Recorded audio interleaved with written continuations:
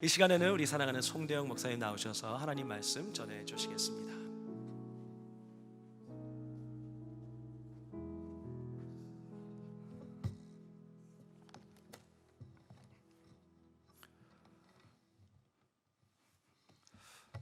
네, 오늘 온 오프라인으로 청년 예배 함께 하시는 모든 청년들 하나님의 은혜가 있기를 간절히 소망합니다. 오늘 익숙한 것이 무너질 때 주의 영광을 보라라는 제목으로 우리 요한복음 12장 12절부터 19절까지의 말씀을 함께 나누도록 하겠습니다. 요한복음 12장 12절부터 19절까지의 말씀, 저와 여러분이 한 절씩 교독하도록 하겠습니다. 그 이튿날에는 명절에 온 큰 무리가 예수께서 예루살렘으로 오신다는 것을 듣고 종려나무 가지를 가지고 맞으러 나가 외치되 호산나 찬송하리로다. 주의 이름으로 오시느니 곧 이스라엘의 왕이시여 하더라. 예수는 한 어린 나귀를 보고 타시니 이는 기록된 바 시온 따라 두려워하지 말라. 보라, 너희의 왕이 나귀 새끼를 타고 오신다 함과 같더라. 제자들은 처음에 이 일을 깨닫지 못하였다가 예수께서 영광을 얻으신 후에야 이것이 예수께 대하여 기록된 것인가, 사람들이 예수께 이같이 한 것임이 생각났더라.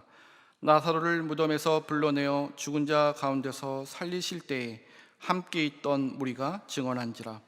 이에 무리가 예수를 맞음은 이 표적 행하심을 들었음이로라. 함께 읽겠습니다.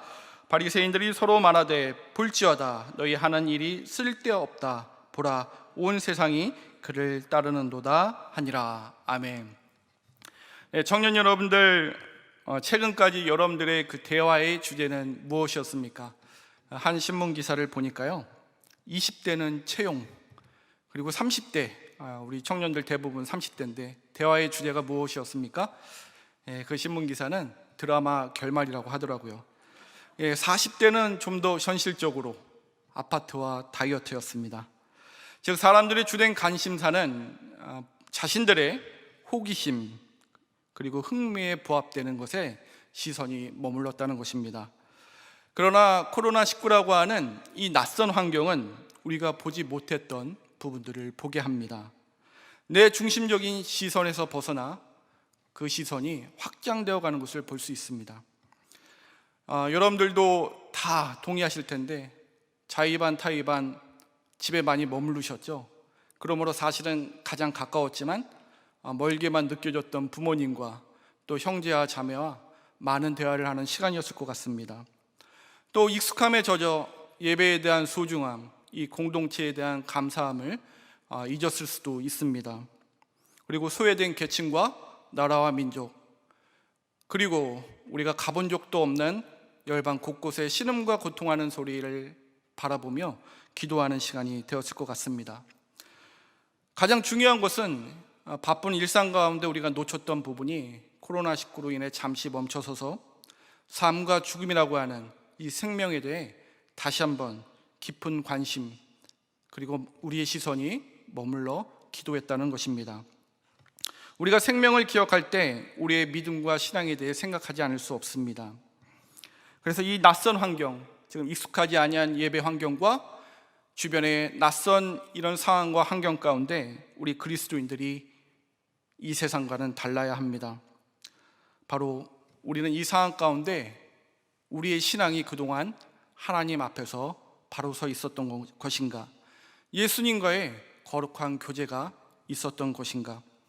하나님께서는 이 낯선 상황 가운데서 우리에게 가장 먼저 진단하기 원하시는 것은 정치, 경제, 사회의 문제 해결도 중요하지만 그보다 더 중요한 우리의 믿음의 본질이 하나님 안에서 괜찮았었던 것인가. 그래서 오늘 여러분들과 나누고자 하는 이 요한복음 12장 말씀은 우리의 신앙의 영적 진단 키트가 될 것입니다. 그래서 우리가 흩어졌던 마음과 시선이 다시 예수님께로 향하는 그런 시간 되시기를 소망합니다. 오늘 말씀을 우리가 좀 더 유익하게 이해하기 위해서는요, 이 요한복음이 쓰였던 그 당시 아마도 첫 번째 이 복음을 들었던 사람들, 읽었던 사람들을 살펴보는 것이 중요한 것 같습니다. 그들은 기독교 초기에 그리스도인들 있었고요. 또한 유대인들도 있었습니다. 그들은 우리와 같은 익숙한 환경에서 신앙생활을 하다가 또한 살아가다가 갑작스럽게 낯선 환경을 맞이했던 사람들이기도 합니다. 그들에게 있어서 이 요한복음을 처음 들었던 사람들에게 있어서의 익숙함은 무엇이었을까요? 바로 성전이었습니다. 우리의 이해를 돕기 위해 제가 표를 하나 만들었는데요. 같이 화면을 통해 그 성전에 관련된 표를 잠시 보겠습니다. 준비되셨을까요? 제 얼굴만 나오네요. 익숙함이 성전이었는데, 그러니까 유대인들이나 그 당시 이 복음서를 들었던 사람들은 그들에게 있어서의 첫 번째 성전은 솔로몬 성전이었습니다. 다윗의 아들 솔로몬이 지었던 성전이었는데, 다윗이 짓지 못했던 것을 이제 솔로몬이 지었고요. 그것이 바로 제1성전이었습니다. 이 성전이 이스라엘 백성들이 바벨론으로 포로로 끌려가면서 무너졌습니다. 그러나 70년 바벨론 포로기를 마치고 고향 땅에 들어온 이스라엘 백성들이 스룹바벨을 중심으로 다시 그 성전을 재건하는데, 그것이 바로 제2성전이었습니다. 그리고 시간이 흘러 이 헤롯 대왕, 예수님이 태어날 당시에 그 헤롯 대왕이 로마와 정치적으로 결탁하여 기존에 있던 이 성전을 더 거대하게 중축합니다. 그런데 이것은 재건이 아니라 중축이기 때문에 제3성전이라 하지 않고 제2성전이라고 유대인들은 칭합니다. 바로 예수님 당시의 성전이었고요. 복음서를 처음 들었던 사람들이 가장 익숙했던 성전이 바로 헤롯 대왕의 성전이었습니다. 근데 이 헤롯은 정통 유대인이 아니었기 때문에 유대인의 환심을 사기 위해 정말 화려하게 크게 지었던 성전이었습니다. 유대인들은 이 성전을 통해 바로 그들의 민족성, 문화성, 공동체성을 상징하는 건물이었습니다. 무엇보다도 하나님의 임재와 거룩함의 상징이었습니다. 그러나 이 성전이 AD 70년 8월 로마에 의해 폐허가 되고 맙니다. 성전 중심의 익숙한 삶, 성전 중심의 예배, 성전 중심의 신앙이 하루순간 낯선 환경으로 바뀌었던 것입니다. 물리적인 고통도 있었을 것이고 진공 상태와 같은 상실감과 공허함도 있었을 것입니다. 바로 우리와 같이 그랬을 것입니다. 그러나 요한복음을 보고서 듣고서 그들이 깨달았던 것이 분명히 있었습니다. 그것은 내가 믿고 있는 예수님, 그분은 진짜 누구신가에 대한 답이었습니다.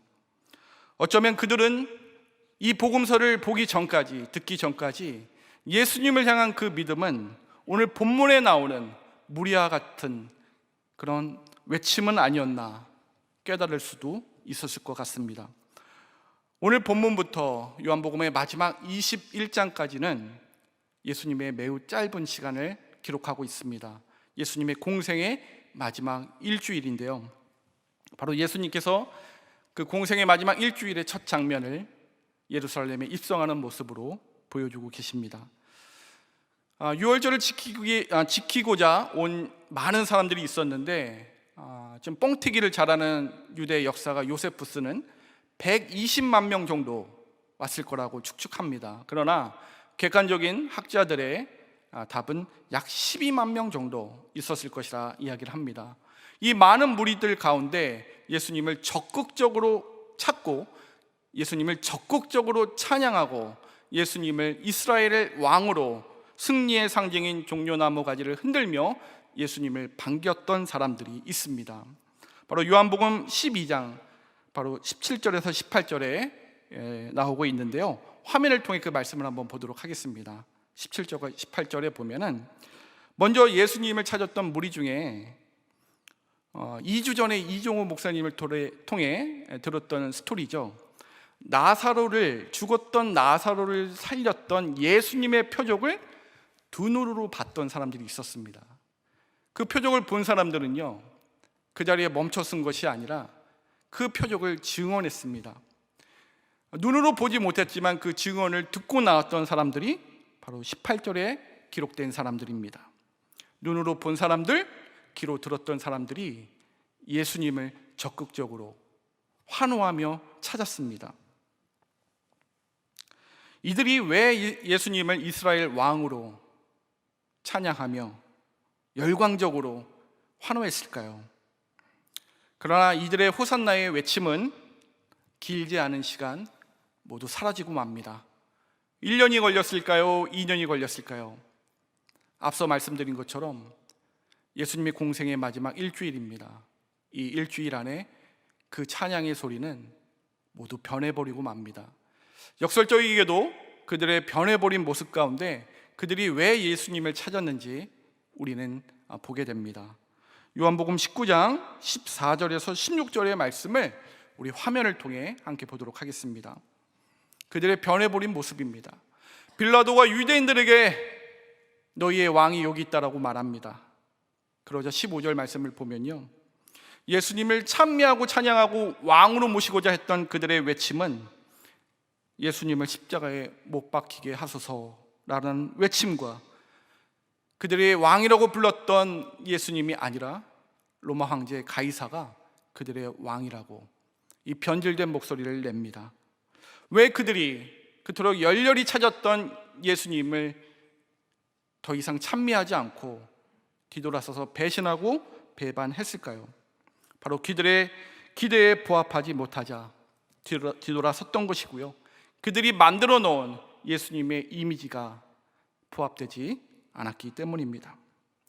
당시에 이 말씀을 읽었었던 초기 그리스도인들과 유대인, 그리고 오늘날 우리에게 이 말씀이 시사하는 것은 우리의 신앙과 우리의 믿음 가운데 나는 있었지만 우리의 주인이신 예수님은 있었는가라고 하는 것입니다. 청년들을 신방하고 원투원을 하다 보면은 꼭 기도 제목을 받습니다.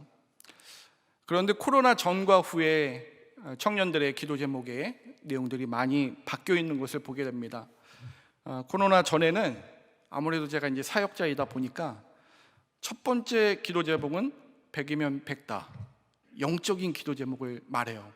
뭐 믿음, 예배. 그러나 실제 청년들이 원하는 기도 제목은 두 번째부터 등장을 합니다. 근데 그 가운데에는 뭐 죄송하지만 내 중심적인 시선의 기도 제목만 있었습니다. 예수님, 하나님, 신앙의 본질, 진리, 이런 것들은 사실 찾아보기 힘들었습니다. 그러나 이 낯선 환경을 우리가 맞이하고부터 우리의 기도 제목의 그 내용과 수준이 바뀌어 있는 것을 봅니다. 나만 있었던 기도 제목이 아니라 하나님과의 친밀한 교제를 다시 한번 소망하고 다시금 이 예배의 부흥을 경험하기 원하는 기도 제목들이 많이 있었고요, 나 외에 다른 사람들, 특별히 예수 그리스도를 구주로 믿지 못하는 사람들에 대한 그런 시선과 마음과 기도 제목들이 있었습니다. 이것이 익숙함 가운데 우리가 보지 못했던 것이 이 낯선 환경이라고 하는 가운데 하나님의 은혜로 보게 되는 내용들인 것 같습니다. 예수님의 오심을 진짜 바라보지 못했던 많은 사람들, 또 이 요한복음을 통해 익숙한 가운데 보지 못했던 것을 다시 보게 된 그 당시의 초기 그리스도인들과 우리들은 예수님의 오심이 바로 오늘 본문의 15절 말씀처럼 예수님께서 어떤 모습으로 오셨고 어떤 목적으로 오셨는지 보게 됩니다. 15절 말씀을 보면 예수님께서는 구약의 스가랴 9장 9절 말씀을 성취하시며 한 번도 타본 적이 없었던 어린 나귀를 타고 예루살렘에 입성하십니다. 이 모습은 그리스도의 나라, 예수님의 이 땅에 오심은 세상의 부귀와 영화와 권세와 아무런 상관이 없다는 것입니다. 예수님의 이 땅에 오심은 정치, 사회, 경제적인 해결사로 오신 것이 아닙니다. 바로 요한복음의 큰 주제 그리고 큰 목적처럼 예수님을 그리스도와 하나님의 아들로 믿게 하고 그분의 이름으로 생명을 얻게 하기 위해 겸손한 왕의 모습, 진짜 평화의 왕으로 나귀를 타고 이 땅에 오신 것이었습니다. 많은 사람들이 예수님의 오심을 신앙의 본질 가운데 찾지 못한다면 우리는 단지 예수님은 나의 성취와 목적의 도구, 해결사밖에 되지 않습니다. 그러나 주님의 영광을 볼 때 비로소 우리의 영안이 열리기 시작합니다. 오늘 본문을 여러분들이 자세히 보시면 아시겠지만 제자들은 언제 깨닫게 되었을까요? 16절 말씀을 함께 보면은 제자들이 예수님께서 영광을 얻으신 후에 깨달았다라고 합니다. 즉 영광을 본 다음에 제자들은 깨달았습니다. 깨달았다의 원뜻이 이해했다라고 하는 것입니다. 제자들은 예수님의 어떤 영광을 보았기에 이해하고 깨달았을까요? 예수님께서 이 땅에 오심은 죄인들을 위해 죽으시고 부활하시고 승천하시고 모든 주권이 주님께 있다라고 하는 이 영광을 본 뒤에야 예수님이 행하셨던 그 말씀과 행동들이 다 이해가 됐던 것입니다. 더 중요한 것은 예수님이 보여주셨던 말씀과 행동은 예수님은 단순히 하나님의 일부가 아니었다는 것입니다.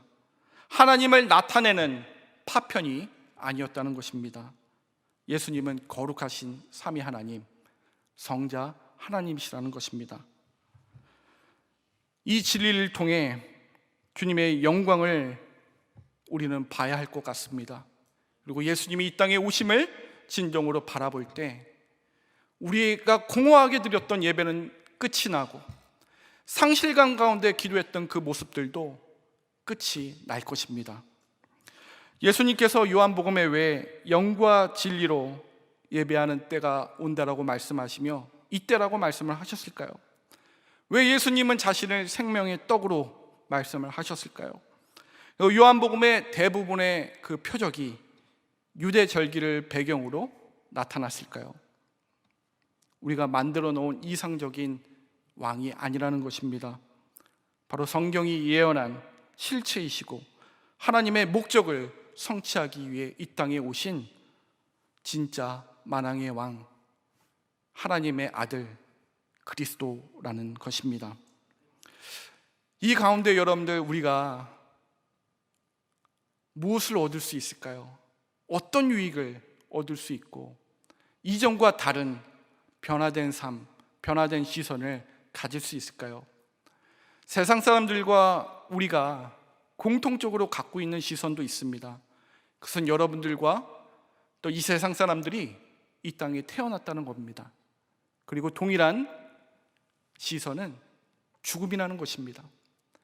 그러나 우리가 예수님의 영광을 보고 그분이 우리에게 생명을 주시는, 그리고 이 땅에 오신 목적이 우리의 죄를 위한 대속제물인 것을 믿고 바라보게 되었을 때, 예수님의 본질을 알게 되었을 때 우리의 인생은 죽음에서 끝나는 것이 아니라 하나님의 나라라고 하는 바로 구원의 선물을 받은 자들인 것을 보게 됩니다. 이 세상 사람들은 죽음까지만 바라봅니다. 그래서 여러분들 시중에 많이 팔린 책 있죠? 그 제러드 다이아몬드가 쓴 총균세, 이 책의 중심이 뭡니까? 인간 문명의 흥망성쇠만 바라봅니다.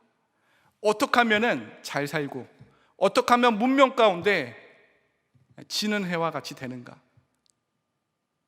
죽음까지만 바라봅니다. 그러나 우리가 예수님이 하나님 되심을 보고 그분이 그리스도 되심을 이 영광 중에 보게 되므로 우린 죽음 너머에 하나님의 나라를 보게 됩니다. 그래서 우리는 종말론적인 신앙관, 종말론적인 믿음 가운데 우리의 시선과 시야가 확장됩니다. 오늘 주신 이 요한복음 말씀을 통해 예수님이 누구신지를 바라보게 되었을 때 하나님의 인재는 건물 안에 있는 것이 아니고 하나님의 은혜는 건물 안에 있는 것도 아니고 바로 실체인 예수님이 진짜 우리의 성전이고 우리의 하나님이시고 우리의 구세주임을 보게 됩니다. 그래서 앞서 말씀드린 것처럼 우리가 드렸던 예배가, 실체 있는 예배가 예배의 주인공이신 예수님을 바라보며 다시금 일어나는 우리 청년부 되시기를 바랍니다. 그때 주님이 시선이 있는 곳에 우리의 시선도 머물고 주님의 마음을 쏟는 곳에 우리의 마음도 쏟을 줄 믿습니다. 익히 알려진 영국의 무신론자 버트런드 러셀은 무신론자였습니다. 죽을 때까지 무신론자였는데요, 그리스도인들의 특징을 이렇게 표현합니다.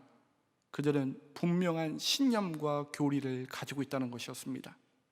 그런데 러셀은 한 번 더 비꼬와 그리스도인들을 이렇게 평가합니다. 그런데 자신이 살고 있던 그 당시의 그리스도인들은 그러한 신념을 보기 어렵다는 것입니다. 여러분들이 그리스도 안에서의 정체성이 올바르지 않으면 이 세상 사람들이 비웃습니다. 그러나 이 낯선 환경 가운데 신앙과 믿음 안에서 우리가 극복함으로 이 세상 사람들 앞에 당당하게 예수님을 통해 변화된 우리의 정체성을 보여주는 저와 여러분들 되시기를 간절히 소망합니다. 우리는 이제 예수님의 본질과 실체를 알았다면 일주일 만에 사라진 그 무리들의 호산나의 외침이 아니라 정말 주님이 기뻐하는 호산나의 외침이 있었으면 좋겠습니다. 그 외침은 무엇일까요? 요한복음 1장이 이와 같은 소리를 내라고 우리에게 말씀해 주는 것 같습니다. 요한복음 1장 23절 말씀을 우리가 같이 한번 읽어보도록 하겠습니다. 요한복음 1장 23절. 이르되 나는 선지자 이사야의 말과 같이 주의 길을 곧게 하라고 광야에서 외치는 자의 소리로라 하니라. 주님은 세례 요한과 같은 광야에서 외치는 자의 소리를 내기를 원하시는 것 같습니다. 요단강에서 세례를 베풀던 세례 요한을 예루살렘에 있던 종교 지도자들이 이상히 여기고 조사단을 보냈습니다. 여러분, 세례를 베푸는 것이 이상한 일이었을까요? 네, 세례 요한의 세례 베푸는 장면은 이상한 일이었습니다.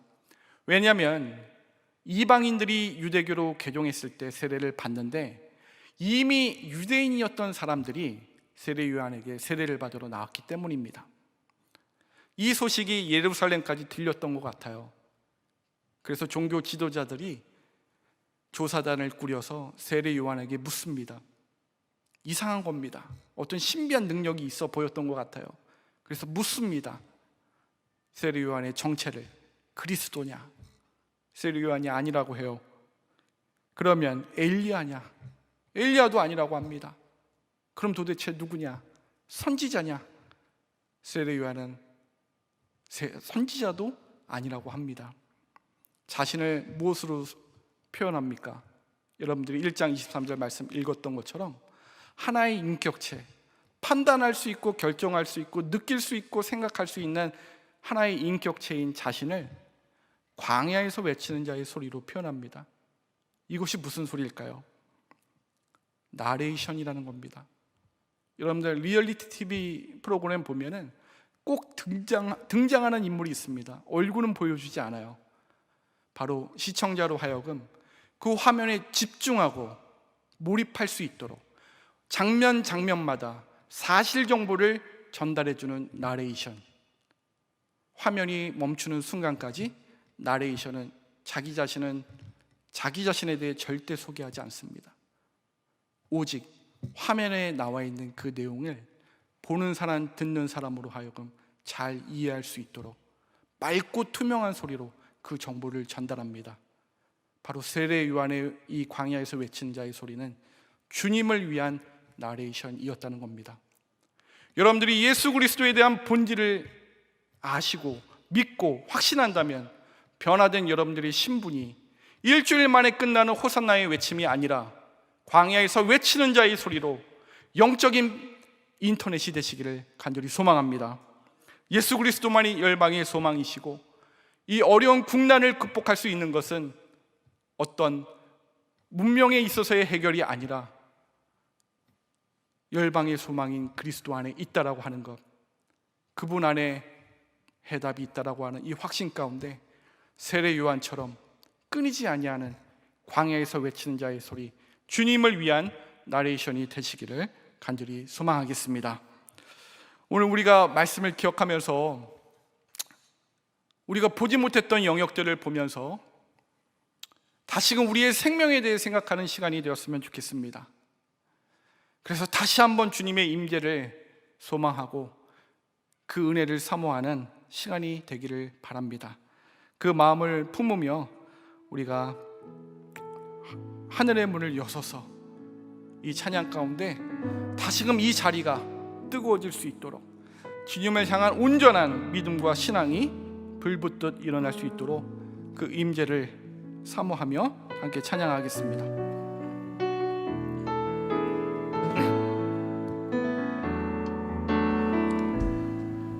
하늘의 문을 여소서, 이곳을 주목하소서. 주를 향한 찬양이 꺼지지 않으니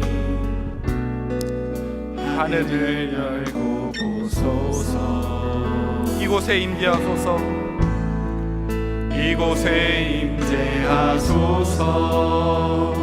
주님을 기다립니다. 기도의 향기가 하늘에 닿으니 주여 임재하여 주소서. 이곳에 오셔서 이곳에 앉으소서. 이곳에서 드리는 예배를 받으소서. 주님의 이름만이 오직 주의 이름만 이곳에 있습니다. 우리 다시 한번 고백하겠습니다. 하늘의 문을 여소서, 하늘의 문을 여소서. 이곳을 주목하소서. 주를 향한 찬양이 꺼지지 않으니 하늘을 열고 보소서. 이곳에 임재하소서. 이곳에 임재하소서. 주님을 기다립니다. 기도의 향기가 하늘에 닿으니 주여 임재하여 주소서. 이곳에 오셔서 이곳에 앉으소서. 이곳에서 드리는 예배를 받으소서. 주님의 이름만이 주의 이름만 이곳에 있습니다. 네, 오늘 말씀을 기억하며 우리가 함께 기도하기를 원합니다. 우리가 주님을 찾고 우리의 필요에 의해 이 예배를 드리진 않았는가? 나의 삶의 성취와 목적을 위해 단순히 예수님의 이름을 부르거나 찬양하진 않았는가? 그러나 오늘 말씀에 비추어 보면 그렇게 예수님을 찾았던 사람들은 일주일 만에 주님을 찬양하지 않았습니다. 코로나 여파 가운데 오프라인으로 예배드리기도 어렵고 온라인 예배라고 하는 정말 낯선 환경과 낯선 상황 가운데 주님이 우리에게 보기를 원하시는 것, 우리의 영적인 상황을 진단하기 원하시는 것은 우리가 믿고 있는 예수님 정말 바르게 알고 믿고 있는가? 그때야 비로소 영생에 대한, 이 생명에 대한 간절함과 소망이 생길 뿐만 아니라 우리가 구원의 선물을 받은 그 생명을 가지고 우리가 바라보지 못할 그 시선까지도 기도하며 바라볼 수 있을 줄 믿습니다. 우리가 이 시간 다시 한번 기도할 때에 주님, 우리가 놓쳤던 주님과의 관계를 다시 한번 부여잡고 기도하게 하여 주옵시고, 다시금 주님의 이름을 불렀던 그 뜨거운 함성을 다시금 허락하여 주시옵소서. 정상화가 됐을 때 흩어진 마음을 모으고 다시금 예배로 나올 수 있는 우리 청년부가 되게 해달라고, 주님을 다시금 뜨겁게 바라볼 수 있게 해달라고 저를 따라하고 다 같이 함께 기도하겠습니다. 주여 은혜를 주옵소서. 함께 기도하겠습니다. 하나님, 이 코로나 여파 가운데 삶의 주제와 시선이 바뀌기를 간절히 소망합니다. 내 시선 안에 머물러 공허한 예배, 상실감만 있었던 기도가 아니라 주님이 왜 이 땅에 오셨는가, 나의 이 영생의 주권이 누구에게 있었던 것인가, 다시금 우리의 시선이 주님께 머물길 원하고 우리의 마음이 주님께 향하기를 원합니다. 그러하니 하나님, 이 낯선 환경 가운데 신앙의 본질과 믿음을 회복시켜 주시옵시고, 낯선 환경을 극복할 수 있는 것은 이 세상에 있는 것이 아니라 예수 그리스도에게 있음을 바라보게 하여 주시옵소서. 다시금 오프라인 예배가 정상화되었을 때 흩어진 마음과 시선을 모으고 주님을 진실로 찬양할 수 있는 우리 청년들과 지금 각자의 처소에서 예배를 드리고 있는 우리들이 될 수 있도록 은혜와 긍휼을 베풀어 주시옵소서. 이 나라와 민족과 실험하고 있는 열방들을 기억하여 주셔서 우리에게 소망이 있는 것이 아니라 만왕의 왕 예수 그리스도에게 소망이 있음을 바라보게 하여 주시옵소서. 하나님, 낯선 환경조차도 허락해 주심에 감사합니다. 익숙함에 드렸던 예배, 익숙하게 드렸던 찬양과 기도, 그 가운데 놓쳤던 예수님과의 관계, 예수님이 나의 만왕의 대심, 예수님을 믿음으로 포기했던 지난날의 간격들, 예수님 한 분만으로 충분했던 내 인생 회복시켜 주시옵소서. 오프라인 예배로 드렸던 우리의 찬양의 함성, 주님을 향한 간절한 마음 회복시켜 주시옵시고, 흩어졌던 마음과 시선을 모아 주셔서 정상화되어 정말 온전히 하나님께 예배드릴 때 하나님의 임재를 경험하고 은혜를 경험하는 예배 소망하게 하여 주옵소서. 비록 우리가 이 시간 코로나 여파 가운데 온라인으로 예배를 많이 드리고 있지만 우리의 마음만큼은 우리의 성전이신 예수님을 바라보며 다시금 일어날 수 있게 하여 주옵소서. 또한 이제부터 우리가 드려지는 기도는 우리의 주인 되신 예수님을 향한 기도일 뿐만 아니라 내 중심에 머물렀던 기도를 넘어서서 아직 예수님을 구주로 바라보지 못했던 사람들을 위해 간절히 통곡하고 때로는 눈물 흘리며 때로는 금식하며 무릎으로 기도할 수 있는 그리스도 안에서 정체성이 회복된 우리 청년들이 되게 하여 주옵소서. 요한복음을 통해 다시금 놓쳤던 부분들을 회복시켜 주시고 우리 삶에 있어서 그리스도만을 드러낼 수 있는 주님의 나레이션이 될 수 있는 주님의 자녀가 되게 하여 주시옵소서. 오늘의 예배를 허락해 주심에 감사드리며 이 모든 말씀 우리 주 예수 그리스도의 이름으로 기도했습니다. 아멘. 우리 주님 가르쳐 주신 기도로 청년 예배를 마치도록 하겠습니다. 하늘에 계신 우리 아버지여, 이름이 거룩히 여김을 받으시오며 나라가 임하시오며 뜻이 하늘에서 이루어진 것 같이 땅에서도 이루어지다. 오늘 우리에게 일용할 양식을 주시옵고 우리가 우리에게 죄 지은 자를 사하여 준 것 같이 우리 죄를 사하여 주시옵고 우리를 시험에 들게 하지 마시옵고 다만 악에서 구하시옵소서.